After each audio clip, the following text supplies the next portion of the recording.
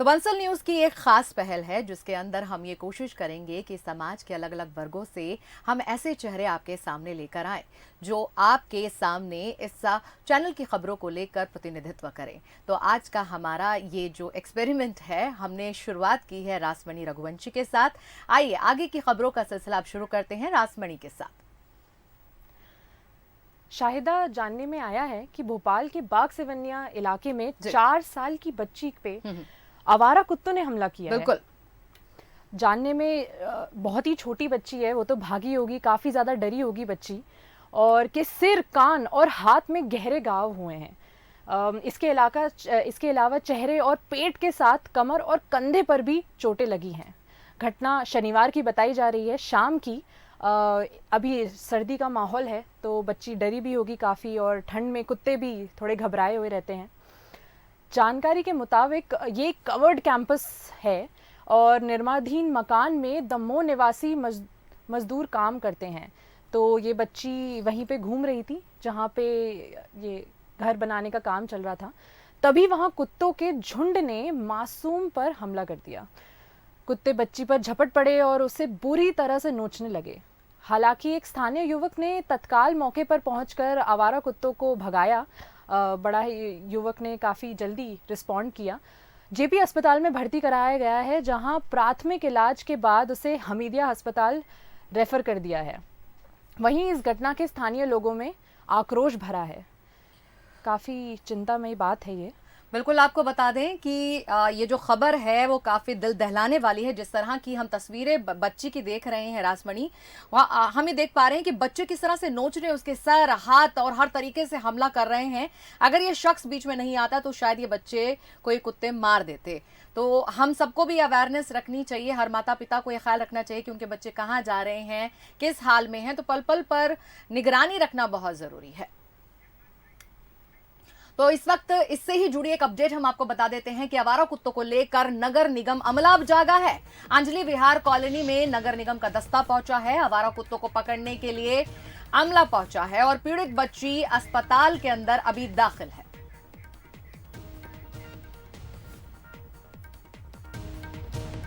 तो आवारा कुत्तों को पकड़ने के लिए अब अमला पहुंचा है। अंजलि विहार कॉलोनी की घटना है जहां पर अब अमला पहुंच गया है और आपको बता दें कि अभी तक बच्ची का इलाज अस्पताल में जारी है। शाहिदा, हमारे एक रिपोर्टर वहां से जुड़ रहे हैं जो हमें बताएंगे कि अभी सीन पर क्या समाचार चल रहा है, बच्ची की हालत कैसी है और सरकार इस पे क्या एक्शन ले रही है। अपडेट लेंगे हम। जी जी जी सूरज, क्या आप हमें सुन पा रहे हैं? बिल्कुल, जिस तरीके से जब कल घटना हुई थी उसके बाद से अब नगर निगम प्रशासन जागा है और उसके बाद आज जो है वहां पर सर्च ऑपरेशन जारी किया है। कुत्तों को पकड़ने के लिए नगर निगम का अमला पहुंचा है। साफ तौर पर जिस तरीके की बात कही जा रही है कि ये जो घटना हुई, ये पहली घटना नहीं है राजधानी भोपाल में। इसके अलावा भी कई बार ऐसी घटनाएं हुई हैं जहां पर छोटे बच्चों को कुत्तों ने घेर कर नोचा है, उनको जख्मी किया है।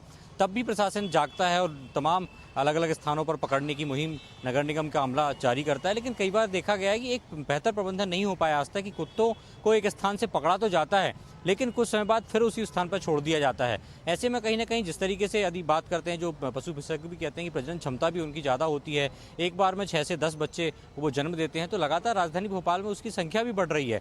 नगर निगम प्रशासन कई बार एहतियातन बरतने के लिए अभियान चलाता है, उनको रेबीज के इंजेक्शन लगाए जाते हैं, अलग अलग स्थानों से छोड़कर दूसरी स्थान पर छोड़ा जाता है, यानी कि शहर से बाहर छोड़ा जाता है, लेकिन वो वापस वहीं पर आ जाते हैं। और कई बार जब स्थानीय जो लोग हैं उनकी शिकायत पर उन कुत्तों को दूसरे स्थान पर भी नहीं छोड़ सकते, क्योंकि राजधानी भोपाल के अलग अलग हिस्सों में कई बार किस तरह की घटनाएं आई हैं जिनका जिक्र करते हुए नगर निगम भी शायद कह सकते हैं कि कहीं ना कहीं इस जो मैनेजमेंट प्रॉपर है वो नहीं कर पा रहा है। शायद ये वजह है कि हर 4-6 महीने में इस तरह की घटनाएं आती हैं। कल भी जिस तरह की घटना बेहद दर्दनाक घटना थी। 4 साल की छोटी बच्ची को 4 कुत्तों ने नोचा, उसको घायल किया, जिसके बाद उसको अस्पताल ले जाया गया और अभी भी वो अस्पताल में भर्ती है, इलाजरत है। तो अब देखना ही होगा कि जो नगर निगम प्रशासन है अब इस मामले में किस तरीके कदम उठाता है, क्योंकि ये घटनाएं पहली बार नहीं है। इसके पहले भी कई अलग अलग घटनाएं हो चुकी हैं जिसमें छोटे बच्चों को जख्मी किया गया है। शाहिदा। जी सूरज, आपका धन्यवाद। और जिस तरह के हम देख पा रहे हैं दृश्य भी कि अब एक कवायद जो है शुरू हो गई है। ये सीधी ये तस्वीरें इस वक्त हम आपको दिखा रहे हैं जब अमला पहुंचा हुआ है यहाँ पर नगर निगम का कुत्तों को धर दबोचने के लिए, उनके पकड़ के लिए। जिस तरह की ये खबर आई और खबर को प्रमुखता से बंसल न्यूज पर भी दिखाया गया और उसके बाद ये अमला जागा है नगर निगम का और पहुंचा है इन कुत्तों को पकड़ने के लिए। जैसा कि हम तस्वीरों में भी देख पा रहे हैं कि नगर निगम का अमला किस तरह से भाग भाग कर इन कुत्तों को धर दबोच रहा है।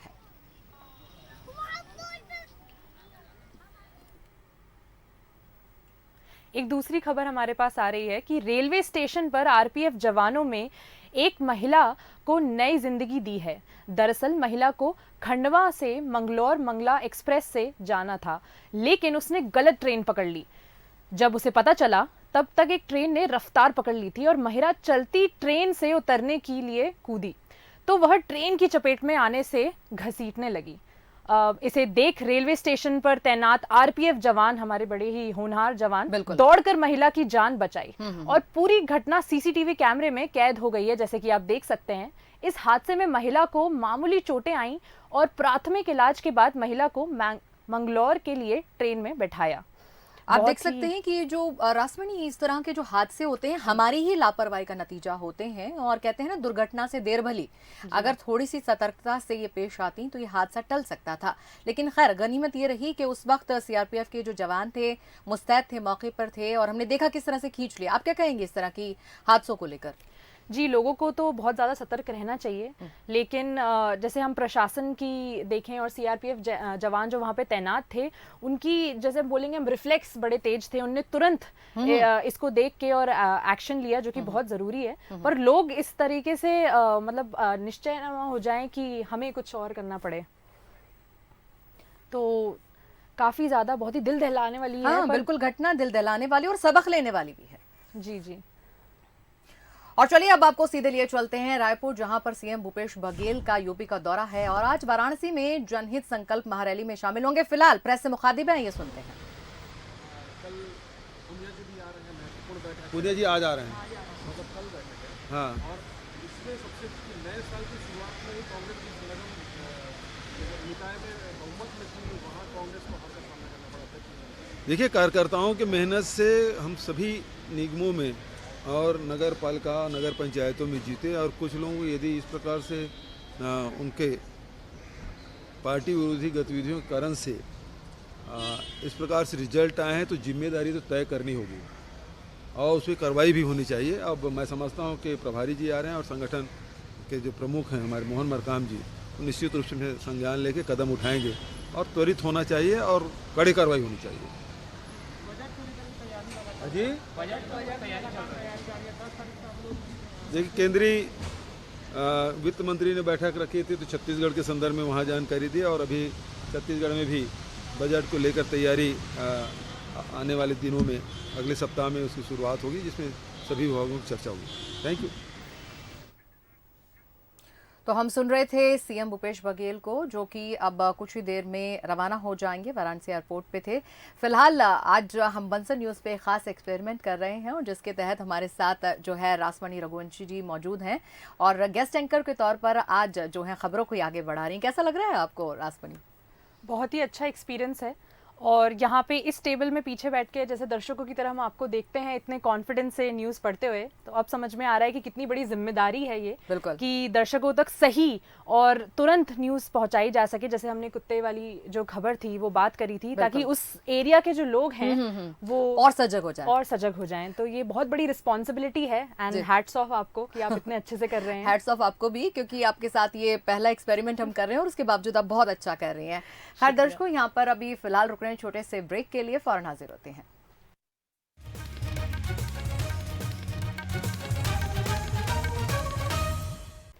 ब्रेक के बाद आप सभी का स्वागत है।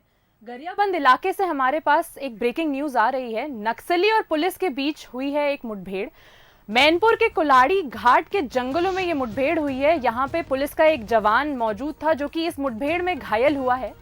हेलीकॉप्टर से रायपुर रेफर करने की तैयारी जा रही है।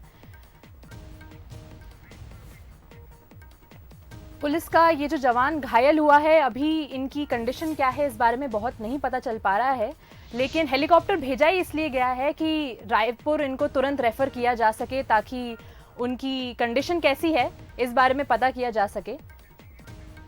ये तस्वीरें आपको जैसे दिख सकती हैं जहां पे जवान को लेके जाया जा रहा है। काफ़ी गंभीर हालत लग रही है जवान की, और जंगली इलाके में ये मुठभेड़ हुई है।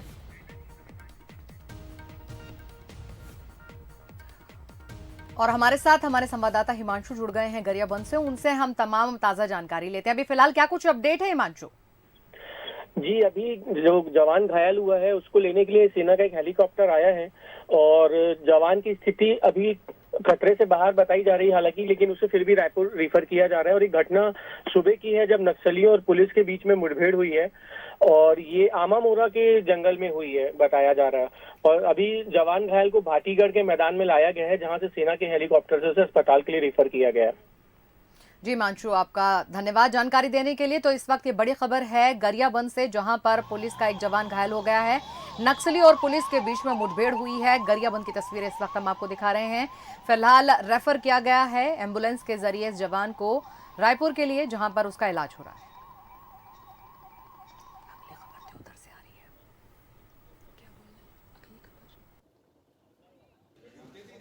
आपको बता दें कि पुलिस का एक जवान इस मुठभेड़ के दौरान घायल हो गया है। गरियाबंद की तस्वीरें हम आपको दिखा रहे हैं। ये है वो एम्बुलेंस जिसमें हम देख पा रहे हैं कि जवान को लिटाया हुआ है और फिलहाल रायपुर के लिए रेफर कर दिया गया है।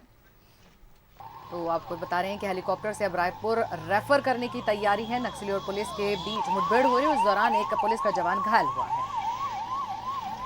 नेक्स्ट खबर हमारे पास आ रही है कोरोना से जुड़ी हुई, जिसके बारे में जानकारी तो अभी सबको लेनी चाहिए। देश के साथ ही मध्य प्रदेश और छत्तीसगढ़ में बढ़ने कोरोना केस अब चिंता बढ़ा रहे हैं। ओमिक्रॉन की दस्तक के बाद बढ़ती मरीजों की संख्या को लेकर आशंका जताई जा रही है कि देश में तीसरी लहर लगभग आ चुकी है।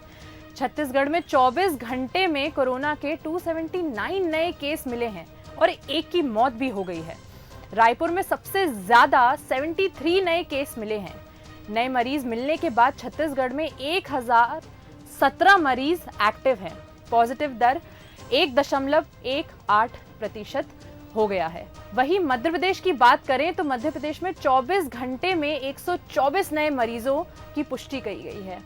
एक्टिव केस 497 हो गए हैं। मध्य प्रदेश में इंदौर कोरोना का हॉटस्पॉट बना जा रहा है, जहां एक दिन में 80 नए संक्रमित मिले हैं। भोपाल में 27, जबलपुर में 8, उज्जैन में 6 और खरगोन में 4 नए केस मिले हैं।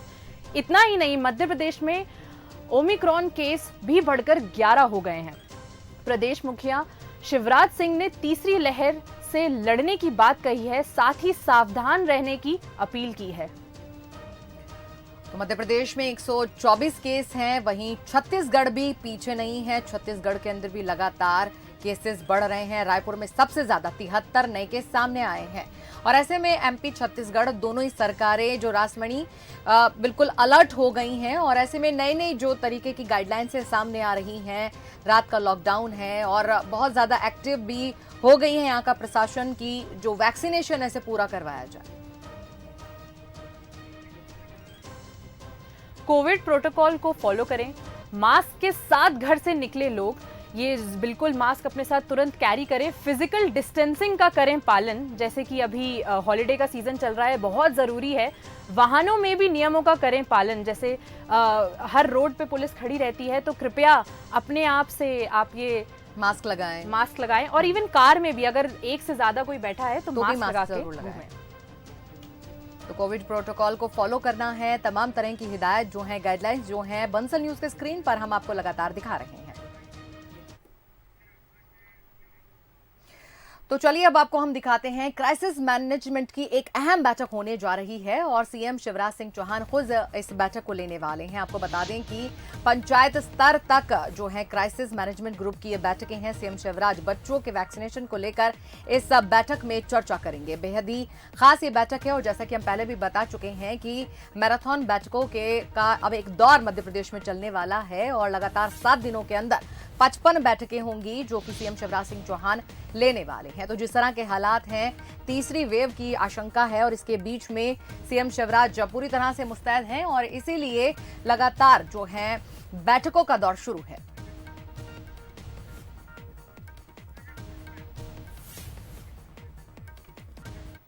हमारे साथ सूरज शर्मा जी जुड़े हुए हैं जो हमें इस बैठक के बारे में और जानकारी देंगे।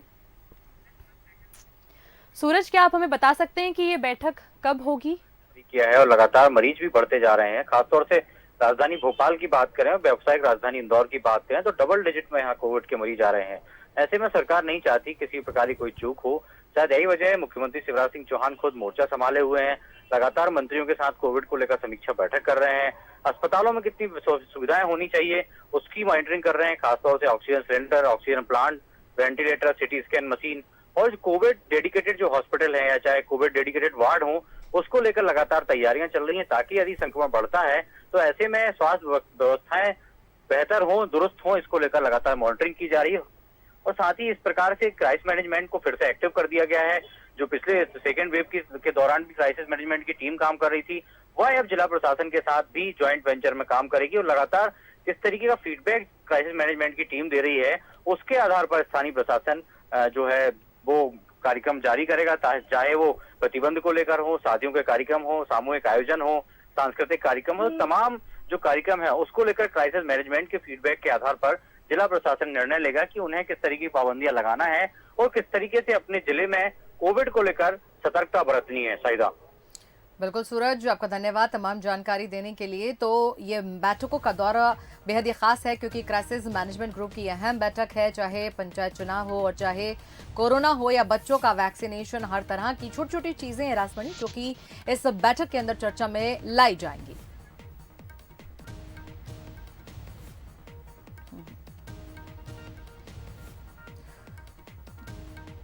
तो रासमणी, आप क्या कुछ समझती हैं कि जिस तरह से ये बैठकों का दौर भी हमारे सीएम साहब कर रहे हैं, एक जनता होने के नाते, एक प्रतिनिधि होने के नाते हमारा क्या फर्ज बनता है? आप इस बारे में क्या सोचती हैं? आप भी कॉलेज जा रही हैं, तो आप किस तरह से सोचती हैं कि हम अब इस थर्ड वेव को किस तरह से रोक सकते हैं? जी, जैसे कि सेकेंड वेव आई थी उस समय भी नवंबर दिसंबर में बहुत केसेस कम हो गए थे, तो लोगों ने वेकेशन पे जाना चालू कर दिया था। जैसे हम देखते हैं गोवा जा रहे हैं लोग और अपनी पूरी फैमिली वेकेशन लेके जा रहे हैं। अभी भी जैसे नया साल आया है, इसको सेलिब्रेट करने के लिए लोग घूम रहे हैं, तो उन्हें ध्यान रखना चाहिए कि अभी ओमिक्रॉन बहुत बड़ा खतरा भले ही नहीं बना है, लेकिन ये शुरुआत है। हमें क्यों वेट करना कि चीजें बिगड़े उसके बाद हम लॉकडाउन करें? तो जैसे अगर सरकार अभी जैसे कि भोपाल में नाइट कर्फ्यू चल रहा है तो इसका पालन करें, इसे तोड़ के ना जाएं, या आपकी सुरक्षा के लिए ही चीजें करी जा रही हैं। और स्पेशली यंगस्टर्स मेरी एज के जो हैं, तो आप अपने घर में भी सतर्कता बढ़ाएं, आप अपने माता पिता को भी बताएं और आप खुद से भी एक रिस्पॉन्सिबिलिटी लें कि पार्टी सेलिब्रेशन तो चलता रहेगा, लेकिन बहुत जरूरत है अपना स्वास्थ्य सही रखने के लिए। तो बेहद सही बात कही है इस वक्त रासमणी रघुवंशी ने, और हम सबको इसका पालन करना चाहिए। और कोविड का जो ये मौसम है, हम जिस तरह से देख रहे हैं कि फिर से पैर पसार रहा है, फिर से कोविड जो है सर उठा रहा है और पूरे भारतवर्ष से जगह जगह से खबरें आ रही हैं कि फला जगह कोविड इतना फैलने में इतने केसेस है, महाराष्ट्र में इतने केसेस है, तो अपने यहाँ केसेस ज़्यादा ना हो, इसलिए हर जो आवाम का बाशिंदा है उसकी जिम्मेदारी हो जाती है कि हम सभी कोविड के जितने भी प्रोटोकॉल हैं उनको फॉलो करें। खैर, चलिए आगे बढ़ते हैं और अब बात करेंगे एक खास दौरे को लेकर जो कि सीएम शिवराज सिंह चौहान करने वाले हैं। उनका नासिक का दौरा है और भगवान त्र्यंबकेश्वर के लिए वो दर्शन कर रहे हैं। आपको बता दें पत्नी साधना सिंह भी मौजूद हैं साथ में। आज ही भोपाल फिर लौट जाएंगे सीएम शिवराज, और कल शिरडी में साईं बाबा के भी उन्होंने दर्शन किए थे। तो परिवार के साथ शिरडी में साईं बाबा के दर्शन कर अब नासिक के त्र्यंबकेश्वर में दर्शन कर रहे हैं। तो नए साल का जो आगाज है कुछ इस अंदाज में किया है सीएम शिवराज सिंह चौहान ने, अपने आस्था को व्यक्त करते हुए पूरे परिवार के साथ नए साल को इस तरह से सेलिब्रेट कर रहे हैं। ये उनकी छुट्टियां हैं और उसके बाद वो मुस्तैदी से काम पर लग जाएंगे वापस भोपाल लौटकर।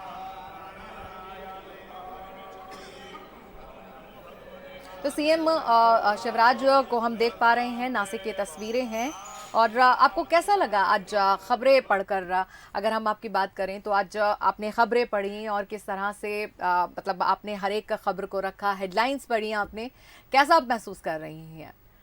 जी, मुझे खुद पे बहुत ही ज़्यादा प्राउड फील हो रहा है कि एज अ व्यूअर बहुत आपकी मेहनत के साथ और आपके सहायता के साथ।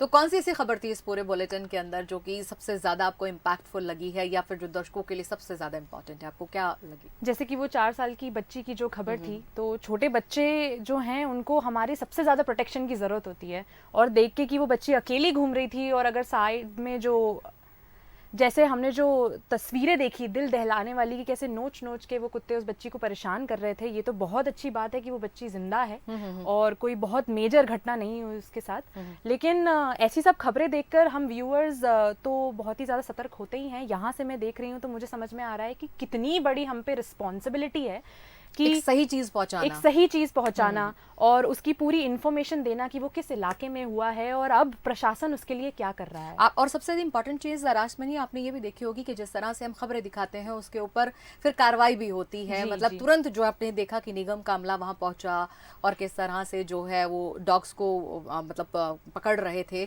तो इसमें हम ये समझते हैं कि देखिए खबर का असर किस तरह से जी होता जी है। खबर का असर सिर्फ दर्शकों पर नहीं होता बल्कि प्रशासन पे भी होता बिल्कुल, है। और यही हमारी रिस्पॉन्सिबिलिटी है और इसीलिए पत्रकारिता एक चौथा स्तंभ के तौर पर इस जब पूरे समाज का जो है संचालन करती है।